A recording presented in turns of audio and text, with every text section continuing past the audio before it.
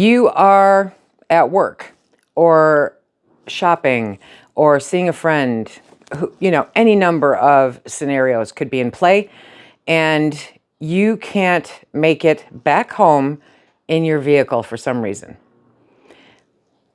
What do you do? What do you need? What kind of bag should you have equipped just for this kind of emergency? That's what we're going to chat about today. Hello, everybody, and welcome to SuttonsDaze. If you're new here, my name is Lisa. We are all about pantry preparedness, and occasionally we dip our toes into preparedness in general. And this is one of those situations because a get-home bag is basically just exactly what it says. It's a bag that has what you need to get you home. But there's a lot of other things to factor into it also. And so today we're going to discuss what to put in your get-home bags.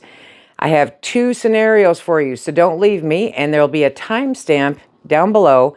If the first one does not apply to you, the second one might, because we are going to go with where you're located, where you live. Now, at this time of year, well, at least where you live in the United States, at this time of year, the northern states are colder. They're getting colder. They're going to get much colder than they are now. And the southern or western states, not so much. They're cooler than they were before, but they're not as cold as we're getting where we are. And so, yeah, your bags are going to look different. Your bags are going to look different for a whole bunch of reasons. So grab a cup of coffee and a pen, and let's sit down and let's get this figured out so that you can get home. We're going to kick these off. One thing to consider is that I kind of made a hybrid out of this and did, combined it. Otherwise, I've got way too many scenarios. But I did a hybrid version of if you're urban or rural, some of these should apply to you. What I do want you to remember is that not all of these apply to everybody. And so you have to take a look at your situation, your physical capabilities, all of that fun stuff, and figure out what's right for you and what to keep in your vehicle when you go someplace. So we're going to start off on the West Coast or southern states. And we're going to look at warm climate get-home bags because I'm not ready to face the snow yet. So we're going to look first at the bag and basically the core setup. I have lists, so I hope you got a pen and a cup of coffee. You want to look at a backpack. It doesn't have to be a backpack, but a backpack works if it's something that today you can physically use, okay? Breathable, durable, not tactical. You don't need a tactical backpack, okay? Preferably like tan or gray so that it blends in everywhere. It won't absorb as much heat as black does, and it won't stand out like a Hello Kitty one, okay? So you want something real medium there, but not camo, okay? And you're really trying not to look tactical about it because part of what makes this work decent is the gray man scenario, so that it's not hyper noticeable to anybody seeing you go down the street, so that it doesn't make you a target, because yeah, you do have to factor that in. So lightweight, you definitely want lightweight dry sacks or zip bags, okay, to separate food, clothing, and first aid items inside, for inside the bag. Being able to separate those things so they're not willy-nilly all over the place really makes it easier should you need to get into it. Carabiners are so handy. You could just never have enough of them, okay? But they're for hanging wet items or quick access tools, like if you have anything like a water bottle that you don't want to necessarily hold, but you want to hang off of your backpack, then a carabiner is fantastic as long as it has a hook to hang it with. Another thing to definitely put into your get-home bag is $60 to $100 in small bills, because nobody's making change. And don't forget about adding some coins too. Not a whole bunch because they're heavy, but you know what I mean. Another must-have as far as I'm concerned is a local or regional map. And if you know how to use it, a compass is definitely a great idea. If you don't know how to use it, learn how to use a compass. They're not hard. It's just not something that a lot of us, have used or have used in many decades. But it's something that you definitely want to know. If you cannot align where you're at with north, south, east, and west, then you're going to have issues traversing any place off of there, you know? So it's a good thing to have. We're assuming, okay, that if the cell phones fail, that kind of thing is going to be necessary. Next, you want to look at hydration and nutrition. And regardless of the weather, there are some factors that you need to consider with this, but we're going to go with urban. You're going to want a stainless bottle or insulated flask. There's less risk of it plastic leaching into the water with the heat and all that fun stuff. Collapsible cup for public and fountains or restrooms. You know, a collapsible cup is really super simple. Electrolyte packets. You want these. Put them in your bag. They replace lost salt faster if you're walking on hot pavement or, you know, it's just a super hot day, that kind of thing. If you're rural, definitely consider a 2 to 3 liter hydration bladder. Super easy. The Sawyer Mini or LifeStraw Go filter is fantastic to have in there. Again, a collapsible water bag to store some extra found water if it's necessary. And non-melt snacks, key for hot weather, okay? Jerky, nuts, seeds, tuna pouches, instant rice cups, that kind of thing. Like I said, you don't have to put all of these into your bag, but if you think that it's applicable for you, for your scenario, and we'll get to the point of how I determined exactly what I needed for what distance I needed for my bag. A tip is to keep water in your vehicle out of direct sun or rotate the bottles monthly. Out of direct sun is a great thing. Have a little cooler. They make those little coolers that perfectly fit, you know, 4 water bottles.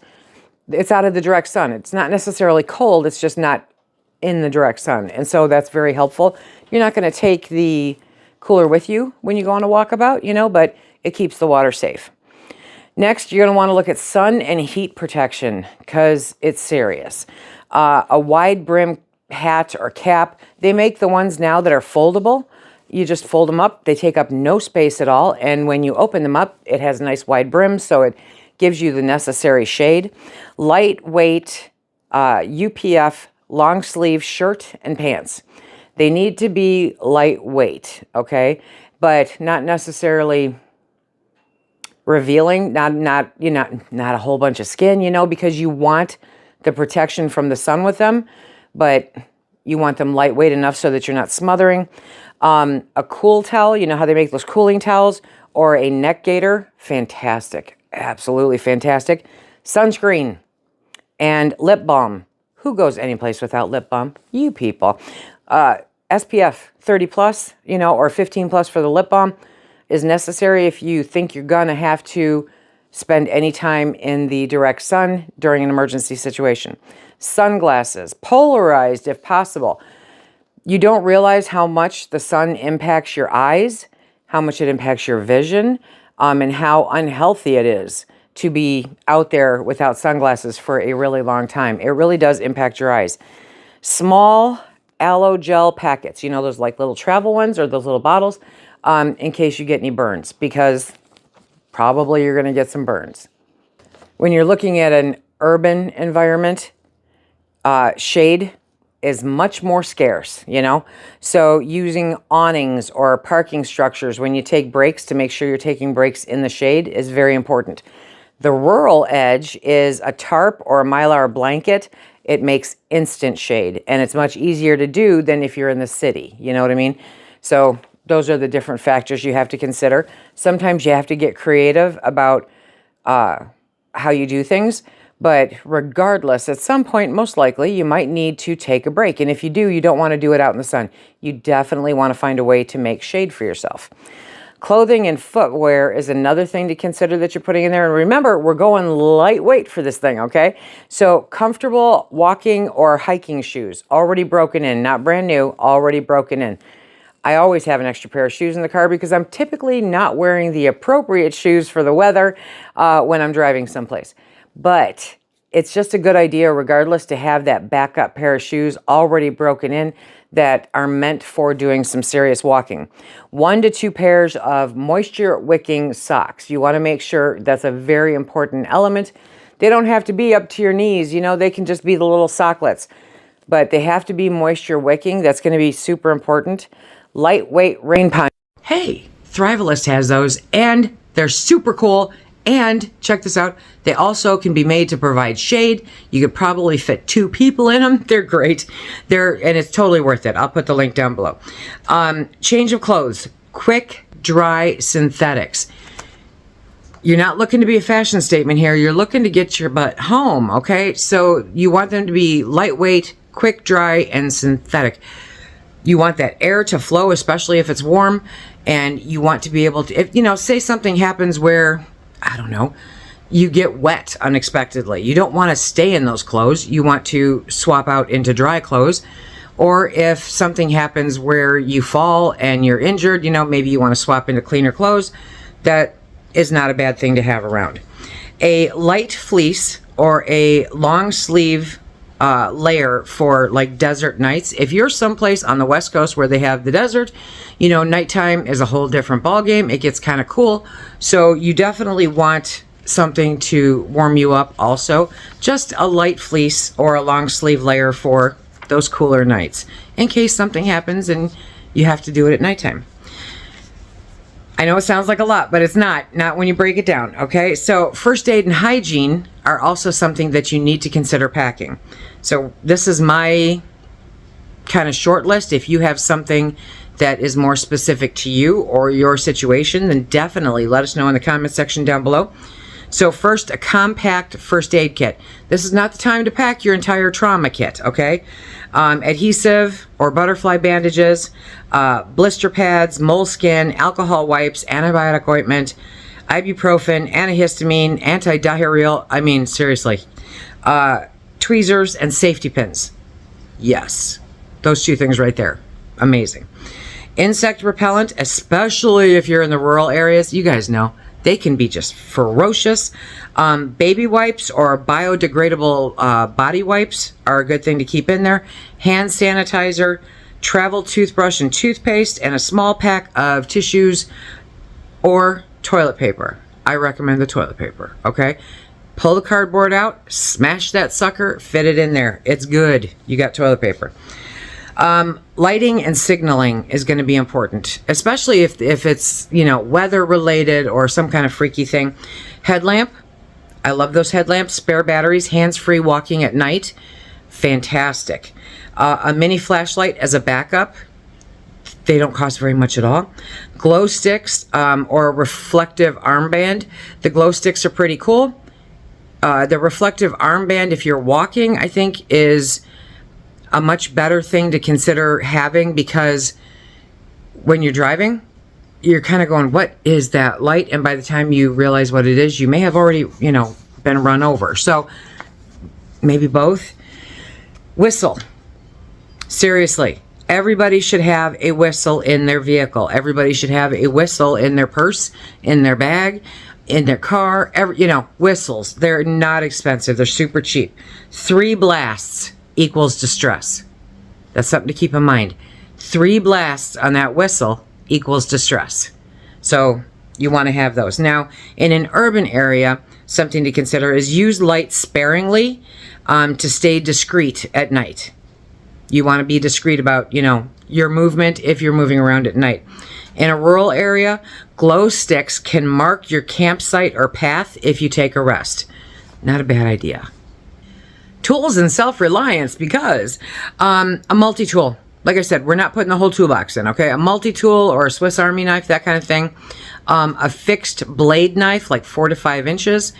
Paracord, 25 to 50 feet. It can be used for a multitude of things. Duct tape, baby. Yes, okay? A ferro rod or a lighter or waterproof matches. Any of those will work fantastic if you have to light a fire. A mini crowbar or pry tool, if you're in an urban area, is a really great thing to have. Work gloves. I'm not talking about those pretty little flowered gardening gloves, okay? A good pair of leather gloves. They cost you less than 20 bucks at the hardware store. Work gloves. Very important. A small roll of electrical wire, okay? Vehicle or fence repairs. If you know how to do it, it's a good thing. And then zip ties, because zip ties, you know, It's like duct tape. You can use them for everything, literally everything. Now, communication and documentation is a serious thing to consider in your bag. So put some priority on it, okay? A fully charged power bank and phone cord, thank you. Old unlocked phone, if a spare is available. If you have one that doesn't have service anymore, you can still dial 911 with it. It's a good thing to keep around. Laminated card in your bag with emergency contacts, medical info, and a photo ID, okay? A copy of a photo ID. So just a really simple laminated piece of paper that you can leave in the bag that has that information on it in case you need it or somebody needs to help you, you know, it has it right there. Always, because a small notebook, a pencil, or a pen, your call.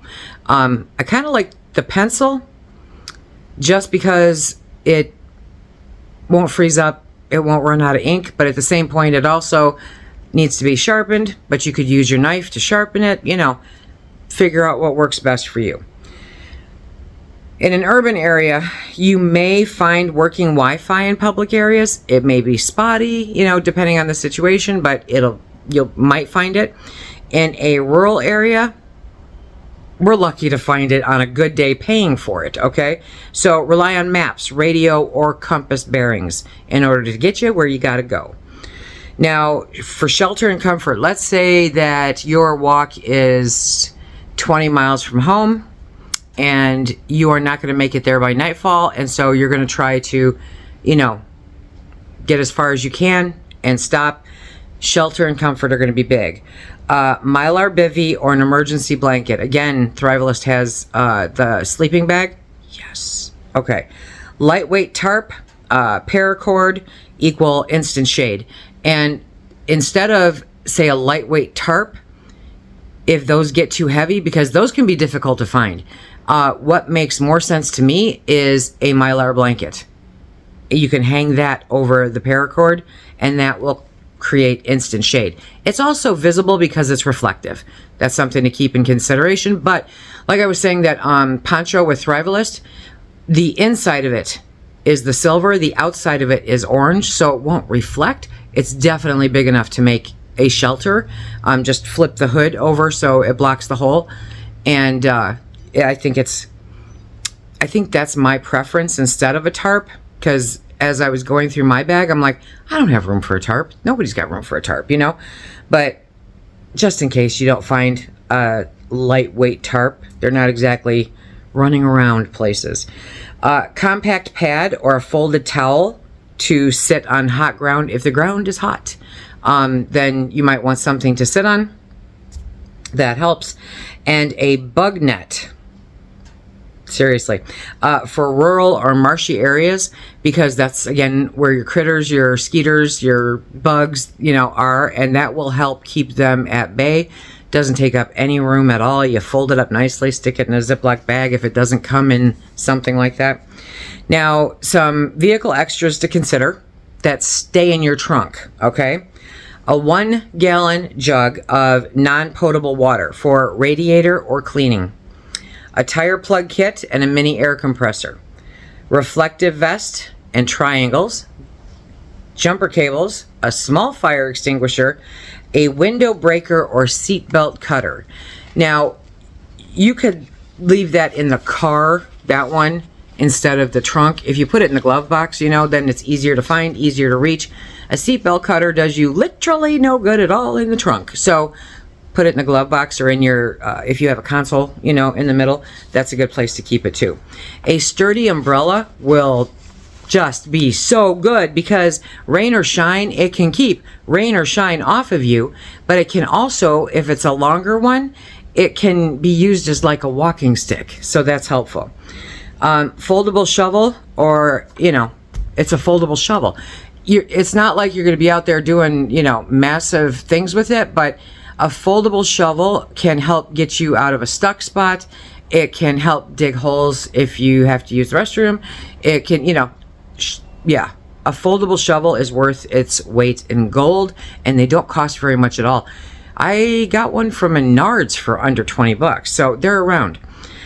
Work gloves and a microfiber towel. A microfiber towel, even though I hate touching them, come in handy for a lot of different reasons.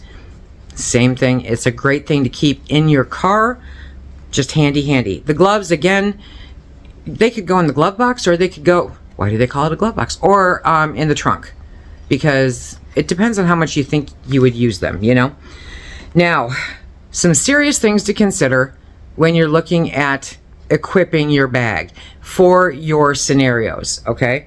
Keep the total bag under 20 pounds, 9 kilograms. Because if you think about it, how many of you can carry 20 pounds for miles? 20 pounds, let's see, well, think of a 20-pound bag of rice, you know. How far do you think you can carry that? You definitely want it under 20 pounds. Rotate perishables every 3 to 6 months, your nuts, your seed, you know, all that stuff. Vacuum seal heat-sensitive items, because then if something goes bad with them, they're not leaking all over the inside of your bag. Store the bag in a shaded box or a trunk organizer. Best way to do it. Include a note to check batteries quarterly. Put that on your calendar. Make it an event on your calendar. You know, do whatever you got to do to check your batteries quarterly, because nothing is worse than going to use them and finding out that they're useless. Planning and practice. You have to practice. You just have to practice. So, know 3 different routes home. That's probably the easiest thing that you can do. Know 3 different ways to get from where you're coming from home. Major road, side street, off-road, you know, depending on the situation and what's going on. Off-road may not be preferable, but, you know. Mark safe places. What do I mean by a safe place? A safe place are things like libraries, churches, fire stations, police stations, shaded parks where you can rest or refill your water. Think of those safe places that'll be on those various routes. Practice a short walk with a packed bag once a quarter if you can. Nobody wants to do this in the wintertime, and I get it, but what if you need to do it in the wintertime, you know? So start off small. If you're not used to walking, you know, a lot, then you're not going to want to try to go on a 10-mile hike with a 20-pound bag. Not a smart thing to do. Start out walking. Walking will be everything. Update your gear seasonally, because there's warm and then there's hot, you know, in these states. And swap rain gear for extra electrolytes in the summer.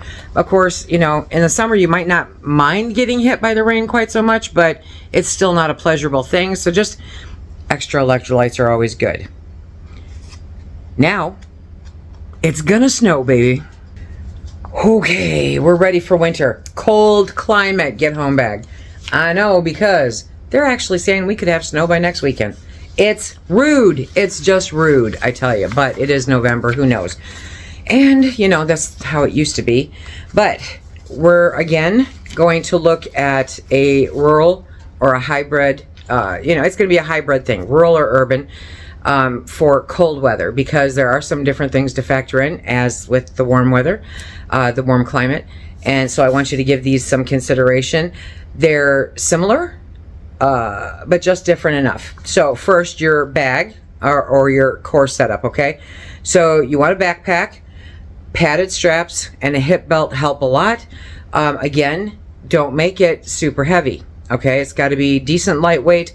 Don't make it something, no Hello Kitty, no, you know, honest, nothing says, hi, I think I'm prepared, than walking through an urban area in camouflage during a distress situation. Be a gray man, my friends. Be a gray man, okay? Water-resistant outer shell, or they have pack covers, they call them now. Very good things. Dry sacks, again, or Ziplocs to separate clothing, food, first aid, so that nothing leaks all over each other. Carabiners or bungee cords, always a great idea. Again, the same cash, $60 to $100. Small bills, few coins, not a lot of coins.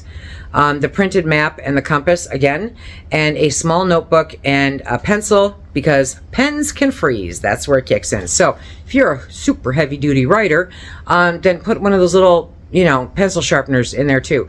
because they're handy. Or put a carpenter's pencil, those flat, I was going to say square rectangle ones, you know, because you can with a knife and it's good. I love carpenter's pencils. They're fun. Cold weather hydration is different than warm weather hydration, but hydration needs to happen in both scenarios. So in an urban area, you want to look at an insulated stainless bottle. See, with the warm, you didn't need it insulated. It won't crack even if it's frozen. Bonus!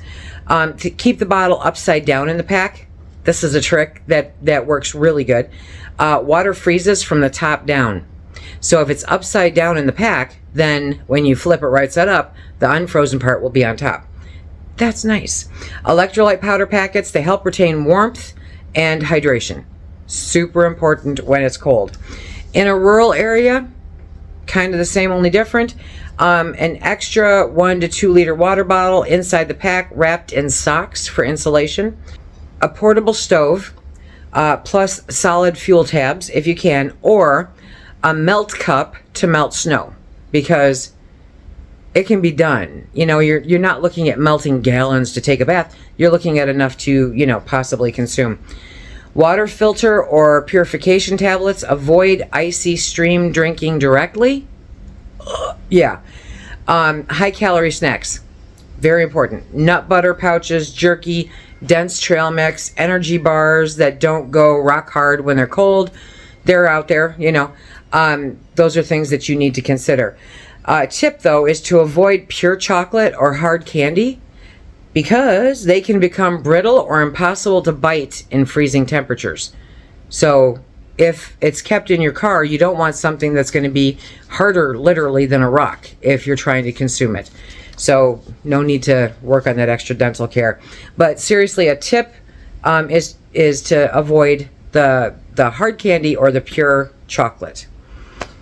They're just always trying to get our chocolate out of us, right? Definitely, these are things to consider. Important. They make little portable stoves. They take up like no room at all. Easy to go off. I mean, they're kind of like little rocket stoves. They don't take much and nothing to get started. And if it makes you feel any better because of where you are, like if you're in an urban area, then you might throw a little baggie of kindling in there, little sticks that will fit in there. And I think actually that'll work good for either scenario, now that I'm thinking out loud on that one. So something to consider. Clothing layers. Always pack extra. You know, you can always put on more clothes, right? Moisture wicking base layer. That's going to be important. Top and bottom, synthetic or merino are the best. Insulating mid layer. Fleece or a wool sweater. And that's, I mean, if you go to your local thrift store, dime to a dollar says if you go in there a few times, you will eventually run across a legit solid wool sweater. You don't have to wear it every single day. It'll cost you like $5-6. You can leave it in the vehicle and you have your emergency sweater. Your outer shell, you want to make sure is windproof and water resistant. Jacket and pants. Okay. Insulated hat or beanie, meaning make them warm. You know, you want good warm ones. A neck gaiter is fantastic, or a scarf or a baklava, you know, any of those. You want to be able to protect your skin, all of it, because it's cold outside, my friends. Insulated gloves and a spare liner pair. Insulated gloves are super important. If you are so inclined, mittens will keep your hands warmer because your hand will radiate heat between the fingers as opposed to being separated. So a pair of mittens is not a bad idea either. Wool or synthetic socks, 2 pairs. Lightweight down or synthetic vest. Pack small for extra warmth, okay, because that'll allow you movement with all the other layers. You don't have to worry about, you know, being too bulked up, but it still has extra on your core to help keep you warm. Hand and foot warmers, they have these anywhere you can get them, and you just kind of, you know, rough them up a little bit once you open them, and they work beautifully. I have stood on a snowy hill in February when any sane person would not have, and I was out there for, you know, 8 to 12 hours, and those hand warmers, I pack extra because I put them on my kidneys, I put them down the front of my bra, and I put them in my hands, and I put them in my shoes. I was warm on that hill. I wasn't sweating, but I was a lot warmer than I was without them. Those places, if you, especially the kidneys, I like having them in my bra, I don't know, and then your hands and your feet. Very, very important. Thank you. Waterproof boots are a must, absolutely. Already broken in. Again, this is not the time to break in a pair of shoes, you know what I mean? In an urban environment, expect cold wind between the buildings and slippery pavement. And you know that sucks, right? In a rural area, prepare for snow depth and wind exposure. Wind exposure across fields, whatever the case may be, lakes, whatever. But the snow depth is definitely something to factor in if you have to walk. First aid and hygiene in a cold climate. Compact first aid kit, just as before, okay? Plus lip balm, SPF and windproof, cold weather ointment, like Aquaphor or Vaseline for your face and your hands. It's a lifesaver. Chemical heat packs, again, for frostbite prevention, okay? So those are your backups to your backup. Emergency blanket, Mylar or fleece-lined version, doesn't matter. The Mylar takes up less space and they legitimately work. And again, I will say that Poncho with Thrivalist, like, it just checks all the boxes, you guys. It's fantastic. You definitely want tissue packs to prevent frozen or drip, nose drip issues. Oh, that sucks. And pain relievers, antihistamines, or any personal medications don't hurt to be in there also. Light and signaling, as for cold weather, again, the headlamp, okay, backup flashlight, reflective armband or vest, a whistle, 3 blasts equals help, and a bright bandana or flag for daytime signaling. Being able to tie that bandana or that flag on some part of your car that people might see, or on yourself that you can wave to try to get somebody's attention. You know what it's like to see, when there's a blizzard. Very helpful. Bright color.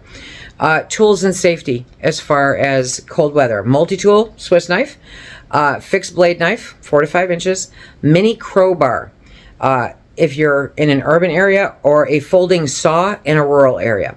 Now, did you guys see the video I did not yesterday, day before, where all the recipes and I unpacked my Thrivalist stuff? It had that hammer with the claw with the axe.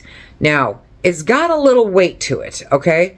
But I honestly think that would be a great thing to keep in your vehicle for emergencies, because you can cut up stuff. It has the claw to use like a pry, like a pry bar, kind of. It's not, well, obviously, it's more like a hammer than a pry bar, but you can use it to open stuff. And that hammer, yeah. Okay, now, paracord, again, 25 to 50 feet, you're called. Duct tape, some way to light a fire. The ferro rod is a backup, but a lighter is helpful. Sometimes lighters don't work so well in the direct cold, so you might look at matches in a watertight case, or that kind of thing too. But the ferro rod definitely is a nice thing to have. Again, the compact shovel, the one that folds up, that's imperative for cold weather. It can be take it or leave it, for the warm weather, but for the cold weather, that's a must-have in your vehicle. Pepper spray or defensive tool, where legal. Work gloves, again, you don't want the cutesy little, you want work gloves. And so for cold weather, some leather ones that have some lining in them, they're a godsend. They're fantastic. Shelter and warmth. Now, typically, in the old days, like a few weeks back, I would have said you need a compact tarp plus cordage, to make a shelter, or a Mylar blanket, or an insulated sleeping bag liner. No. I'm going to tell you the honest to goodness, you guys, cold weather, after seeing them in play, I cannot recommend them highly enough. I'm not pitching you. I'm just telling you that in my bag, this is now what took the place of those, okay? Yes, I've still got paracord in my bag. I have that Mylar sleeping bag. I have the Mylar poncho, and I have an extra Mylar blanket. That covers all the bases, takes up like that much space. You know, it doesn't take up space at all, and it's no weight. That's going to be important. So definitely, that's what I recommend having in there. But prior to my experience with these, I would have said a compact tarp, Mylar blanket, and an insulated sleeping bag liner, you know. But I can tell you, that liner is going to take up more space than all of the 3 that I'm have in my bag. Now, closed cell foam pad or folded blanket to sit on frozen ground. You want like that, you want something to put between you and the ground. So some kind of pad or something. Small stove or a metal cup for heating and melting snow. Small tea light candles, as opposed to big ones. Tea light candles to heat and light in a car or a tent. If you're going to light it in the car, you have to be extremely careful. Crack the windows. I mean, we've seen all kinds of things out there about people, you know, who got stranded in their cars. Some turn out good, some don't turn out good. So you have to be aware of the significance of staying in the car. Again, hand warmers. Hand warmers are fantastic. They'll make you feel so much better. Communication and documents. Very important. Fully charged power bank, phone cord plus adapter, laminated emergency contacts and photo ID, copy of the photo ID, notepad and pencil, and AM/FM emergency radio, hand crank or battery, whichever one you can be trusted to have working for you in an emergency, okay? Some vehicle extras to consider when you're looking at frozen roads, you know. So the frozen road edition of vehicle extras is extra blankets in the trunk, extra blankets, fleece or wool, tire chains if they're applicable to where you live, or traction mats. Those are handy. Ice scraper and snow brush. If you have one, you should have 2, okay? Kitty litter or sand, because they really help for traction. Jumper cables or a battery booster. Reflective triangles and LED flares. Awesome. Work gloves and extra socks in a zip bag, because you want to make sure they're protected. Small metal cup and fuel tabs to melt snow for water. Emergency blanket taped inside the windshield for insulation. So that's an additional one to what you have for shelter and warmth, because if you take that emergency blanket and tape it on the inside of your windshield, you know, your major big windows, it will help insulate. It will help keep that body heat in. Then you just have to make sure to keep the window cracked a tiny bit every now and then to let the moisture out, you know. Candle in a metal tin and matches to keep the interior, you know, above freezing. And again, be very cautious if you do this in a car. It's not my highest recommendation. But if you're in a tent, that kind of thing works great. Weight and winter management is something to seriously keep your eye on. Now, almost everybody out there says that you need to keep the pack under 25 pounds for winter gear. And I think with some careful consideration and upgrades, like using Mylar instead of, you know, thicker tarps and blankets, that it can come in under 20 pounds, definitely. I don't ever advise going higher, because you just know what you can carry, and that may not be it, you know.